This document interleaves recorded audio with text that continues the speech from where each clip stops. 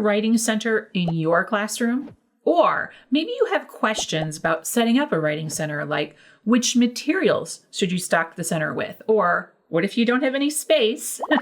Or which items do you start the year with and which items do you put out at different times? You see, today's episode is part of a series all about centers in the early childhood classroom. And if you haven't watched the others yet, check out episodes 8, 11, 29, 33, 36, 41, 46. Bingo, right? But those are all the other episodes I've done about other centers in the classroom. And now, back to the writing center.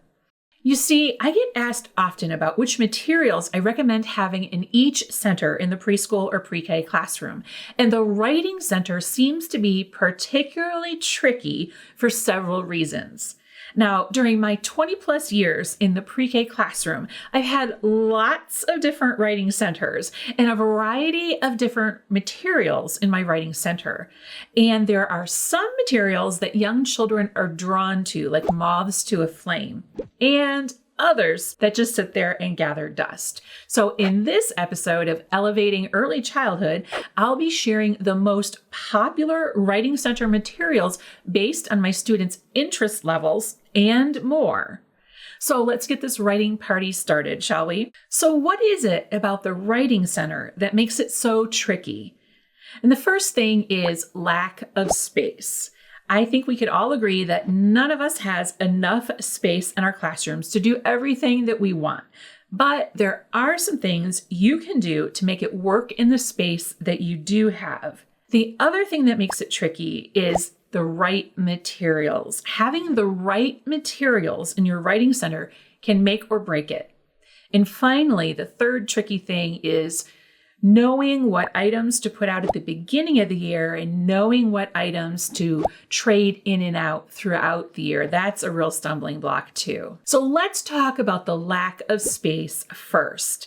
You see, I'm sure I'm preaching to the choir here. Blocks and dramatic play take up a big chunk of our classrooms. So finding space for a writing center that isn't very popular can sometimes be a stumbling block, right?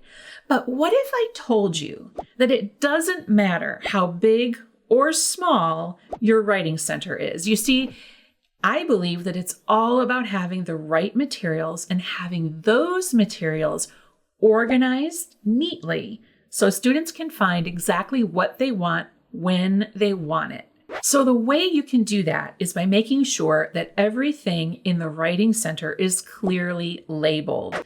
And on the screen, I have pictures of the labels that I use. You can grab a copy of those in the link that's in the description below this video, or you can go to prekpages.com and search for classroom labels. And then the next thing that I wanted to share with you, and I'll show it to you here on the screen as well, if you're watching along, is my vertical writing center. So the last several years, I've had a very tiny classroom, right?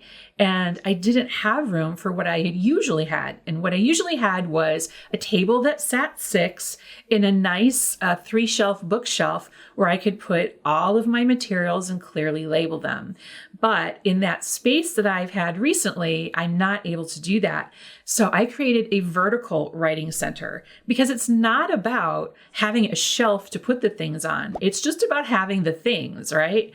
So there's a picture on the screen if you're watching along. It is a metallic or metal oil drip pan, which you can find at an auto parts store. Any auto parts store should have them, and they're relatively inexpensive. And on that, I put these little magnetic cups, right? And you can source these types of cups in a variety of different places. Just make sure the magnet is super, super strong. And the ones that I used, I got those from the Container Store using my coupons and my birthday bonus, whatever it was that I had. But I have seen them since then in a lot of other places that are much more affordable. So look around if you wanted to do this type of a method. Look around for magnetic cups or trays or whatever you want to call them. And I stuck those onto the oil drip pan, and then I put the materials inside, the materials that could be stored in the cups inside. So those basic items like crayons, markers, pencils, dry erase markers, things like that. I also had a little tray, a little for paper, and one for mini whiteboards as well. So just be creative. If you could use a pegboard in the same way, if you had a way to attach things using a pegboard, you could do that too. And then you don't need a giant table, right? Just having one small desk or one small little IKEA table next to the vertical writing center worked really well for me. Now, nearby, I also had a paper sorter because there are things that don't fit, right, in that magnetic one. And I had a paper sorter so I could have all different kinds of paper because that's really important in the writing center to have different types of paper for different purposes. And then I could put my Magnadoodles and my whiteboards, the larger ones there, chalkboards, things like that. So I set those on the paper sorter. So you don't really need a whole lot of space. If I really had to, I could have stored the paper sorter under the little table, right? Or on top of the little table. You don't need a ton of space. So I hope that is helpful. So the one thing both spaces had in common was the materials that were available to the students. Those materials were the same. But my favorite thing to do is to combine my art and my writing center to save space. And what that did was it allowed me to have a table for my writing center that also served as the table for my art center. So I was saving space. And a lot of the materials that you use for the art center and the writing center are very similar, right? Because basically we're putting marks on paper. And for writing, we're putting our thoughts on paper in writing format. And in art, we're putting our ideas and thoughts on paper using images. So they're very similar in that way. So it makes a lot of sense to combine them if you're able to do that or if you're allowed to do so. So when it comes to which writing materials to have out in your writing center, there are some obvious basic drawing and writing tools that will need to stay in your writing center at all times throughout the year. And these are things like crayons. I love these skin tone crayons from Crayola. Pencils. I love golf pencils. Markers. And these are pipsqueaks. They're short, kind of like you can see next to the golf pencil. They're not very long, right? So they're for small hands. I also like having these longer, like fine tip markers because some children already have mastered how to hold a crayon or a pencil and they want to move on. So I put these there just for interest. And of course, your dry erase markers, along with whiteboards and chalkboards and a whole bunch of different types of paper. I like to have construction paper.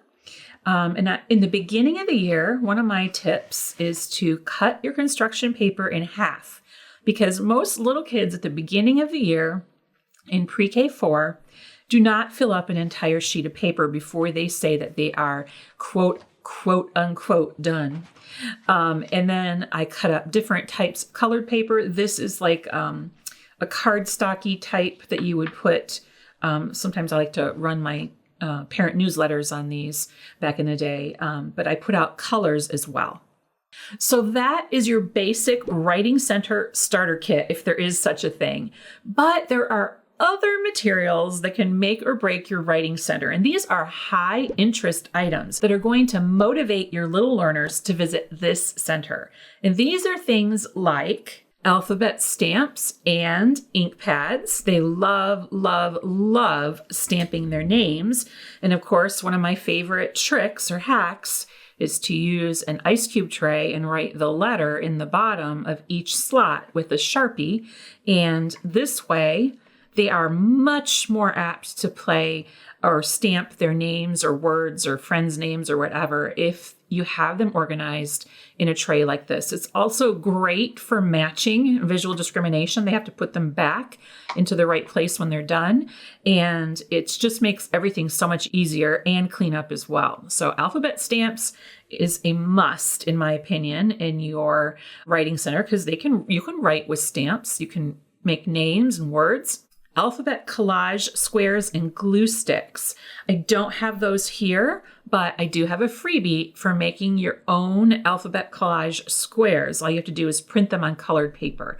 So I will link that in the video description below, or you can go to Pre-K Pages and type in alphabet squares into the search box and they'll pop up. And that's a free printable. Hole punches. Oh my goodness. This is my favorite regular hole punch of all time. Let me show it to you. It is super, super, super easy to use. And I know I didn't think they made them this easy, but once your kids get the hang of, look at that. I didn't push down hard enough the first time. Look at that. It's super fun and easy. So my nephew, who's 5, was here last week visiting me, and I had him do a bunch of hole punches for me, and he loved that hole puncher. He said, it's so easy. Another hole puncher idea that I like are these hole punches. And sometimes you can get them from, they used to have them at the Target dollar spot, but you can also get them sometimes at Michael's on sale. And I love these lever ones. They're super easy for little kids. And my kids usually like to put them right on the table because they are kind of heavy, not too heavy to hold, but heavy enough. And they put the paper in there and then they just push. And so it's super easy for them to do that. And then what I like to do is collect the little pieces in the bottom, and then you can use those pieces for collage materials, right? So they come out like that. And so I have all different kinds of these. I have butterflies and I have hearts and leaves and all kinds of stuff. So just use your coupons whenever you can. And what kids do with the things that they have punched is they use glue to create pictures, right? And so if they're creating a picture that has butterflies in it, they can glue the many different colored butterflies because you have lots of different colored paper in your center, right? And of course, they can glue the many different colors of hearts to their papers as well, and then write about it. One of my other favorite things is this kid-friendly stapler. So it doesn't actually have staples inside. So of course it does not staple large quantities of paper together for that reason, but that's okay because little kids don't need gigantic encyclopedias of paper. But it's just simply squeeze it and look, it creates like a little, it binds it together. How cute is that? So they can create little booklets and things like that using this super easy stapler. I had my nephew use that last week too as well. And he was able to, he was just in love with stapling because he had never been allowed to use a stapler before. He's 5 now. So tape is another thing that's very popular in the art/writing center. Little kids love tape. Moths to a flame, remember? And tape is one of those things because it's not something they have unlimited use of at home, right? Just like they don't get to use a stapler or a hole puncher at home usually. They probably have access to crayons and pencils if you're lucky. So those things aren't as novel to them, but these other things, super high interest, so they want to go there. And then all you have to do is start saying, well, I wonder who made this lovely creation. You did? How do I know? Maybe you should put your name on it so everybody will know, right? So you start leading them to this whole writing thing because it's not a natural thing, right? But again, tape, they will use a lot of it. So if that's a cost concern for you, you might want to limit when you put the tape out or for how long it's out or something like that. So next up are collage materials. So I learned all about collage materials when I worked at Head Start a long time ago, and we had to have collage materials in our art center. And I became the master at collecting collage materials because it's a lot of stuff and you have to replenish it often. But the good news about it is that it's often stuff that doesn't cost a lot. So I like things like craft sticks. You can usually find those very easily at the dollar store. Pipe cleaners. yarn, foam shapes, pom-poms, little tiny mini pom-poms, cotton balls. I've used the hole punches to create a lot of those different shapes to put in my collage area, tissue paper, things like that kids can do a lot of different things with. And they always surprise you what they do with those things, right? Another one that's always a favorite are magnadoodles. You know what I'm talking about, right? They are like magnetic writing. So there's like a magnetic stylus, and they can write and then erase it with the thing that sweeps across it at the end. They can make pictures. Kids love magnadoodles. And that's really going to be a high interest item as well.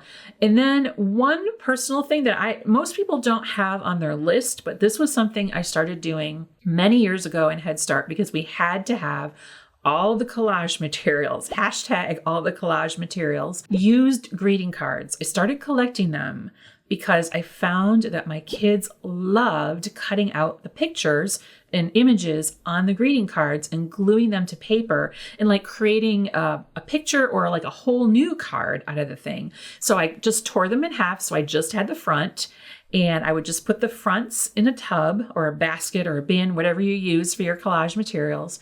And then I showed them the collage materials and I said, can you find one that you like? Which one do you like? Why do you like it? Now I wonder what you could do with this. I have one. I'm going to make this with mine, and I did it. And what can you do with yours? And it just went on from there, and they just loved it. So over the years, I have collected old greeting cards from nursing homes, asking friends and family to save old greeting cards. I had a lady, I forget what state she lived in, for many years, who sent me her used greeting cards that she collected from her church congregation twice a year. And I would get a big old box and I would share it with my coworkers. And my kids just couldn't get enough of it. Really, they just loved it so much. So definitely look into that. And if you're going to combine your writing and your art center, then you'll also need to have that basic starter kit of art materials. And those are things like tempera paint, regular paint brushes, sponge brushes, easel paper, watercolor paint, things like that. But my personal favorite for the art center, which also works really well for writing, is paint sticks. So paint sticks are super cool. They're tempera paint, and it's like a glue stick. It goes up and down, just like a glue stick, and you can draw pictures with it, and the texture is like lipstick. It's like using a lipstick on paper. It's very smooth. And another really cool thing about paint sticks is that they dry in less than 30 seconds. So I drew the P 30 seconds ago. No paint on my finger. Look at that. And they can take them home right away. Kids absolutely love them. And sometimes you can even find them at certain dollar stores occasionally, and you can find them at your craft stores. Use coupons to get them. Paint sticks are a really great investment. I recommend buying a whole class set each year because your kids will love them so much. Now, I also mentioned having my paper sorting tray in the art center so that I could put things on it, like all different kinds of construction paper, different sizes of paper. And then I've also used it in the past to hold like magnadoodles and whiteboards. And I got that from IKEA. And so there's a picture of it on the screen here if you are watching along. It is my favorite paper sorter because the little drawers glide in and out, but they're open in the front. It's very easy. It's very sturdy. It's kind of a heavy metal. And it's white, so it's not really dark, but I really like it a lot. Now, don't worry about searching high and low for all the materials I've been throwing at you in this episode. I don't want you to get carpal tunnel. I've created a blog post for you with links to all of the products that I've mentioned in case you want to learn more about them or see a picture of them. And if you're watching this episode on YouTube, just look in the video description below for the link. And if you're listening, go to my blog, pre-kpages.com, and type Writing Center into the search box. Now, there are two things I haven't mentioned yet that are super important to have in your writing center. And the first one is name cards. Now here you can see name cards that I like to use. I shrunk these down kind of small to use in my writing center because I had a small little pocket chart that I used them in. And each one has a little visual representation. Like this is Maddie, and so she has the moon as her symbol. This is Carolina or Caroline, and she has a car. It starts with a C. Liam has the leaf. Emma has the elephant. And Sophia has the sun. These come in a lot of different colors. I'll put a link to these in the video description, or you can go to prekpages.com and type in name cards. But these are one of those autofill documents where you just type in your class list one time. You select your color border. I have many different colored borders, and then it will automatically populate your students' names with the corresponding picture. And so you can just create name cards really quick and easy. I also have one where you can upload a picture to them as well. So why is having a name card important? So when we have a writing center, we want children to understand that we write for a purpose, right? And you can accomplish this by inviting them to write their names on their pictures or their paintings or their creations. But you can't just tell them, write your name, right? Because writing your name from memory is an entirely different skill, much higher level skill than looking at a name model on a name card, right? And that's why I always have my students' name cards in the writing center so they can grab them quickly without a lot of cross traffic across the room. And the other thing that I think is super important to have in your writing center is an alphabet chart of some sort. And I've done that a number of different ways over the years. One year I found an alphabet border, like a bulletin board border that had a picture for each letter. It was really cute. And I put that up in the writing center and that worked well. And then another year I created my own ABC chart, like a one pager.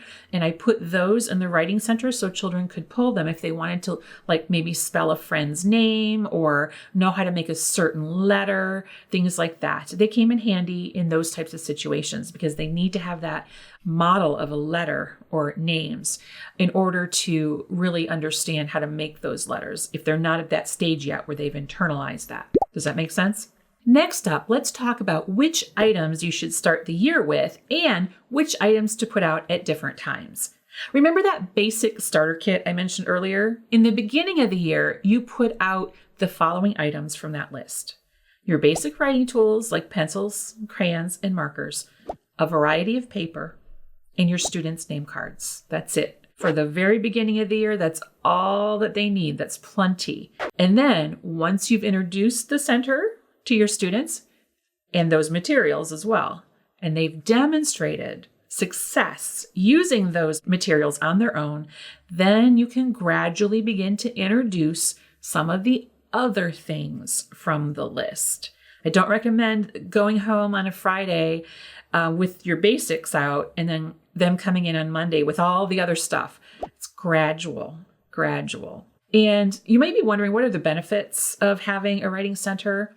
So the first thing I like to think about is your students may not have access to some of these materials at home. So these materials, many of them are high interest. They may have crayons at home. They may have markers at home. They may have pencils, but the other stuff, they may not have a dry erase board. They may not have chalkboards, right? They're kind of old school, but chalkboards are great for writing because they give a lot of resistance. They help kids feel the shape of the letters when they make them. They might not have all these other things we talked about, magnadoodles, alphabet stamps, and things like that. And then a lot of these things that we talked about today are very easily sourced, right? The collage materials, for sure, those are mostly dollar store items.